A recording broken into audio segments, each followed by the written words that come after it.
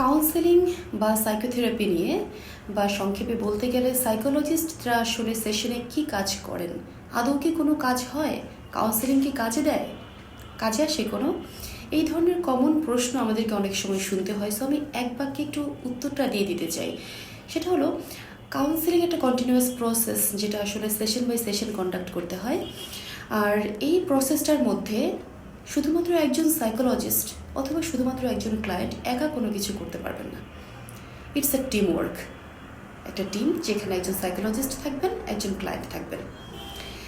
একজন সাইকোলজিস্ট এখানে কোনো ডিসিশন দেওয়া বা কোনো সাজেশন দেওয়া বা কোনো অ্যাডভাইস গিভিংয়ের কাজ করবেন না, বাট ক্যাটালিস্ট হয়ে পাশে থাকবেন যাতে করে ক্লায়েন্ট নিজের ডিসিশন নিজে নিতে পারেন।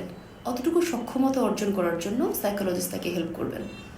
ইট might take time, but it will work যদি দুইজন মিলে খুব সুন্দর চমৎকার একটা র্যাপো বিল্ড আপ করা যায় এবং সুন্দর করে ক্লায়েন্ট এখানে হেল্প করেন। খুব কোঅপারেটিভ মোডে যদি কাজ করা যায় তাহলে সাইকোথেরাপি অবশ্যই কার্যকর।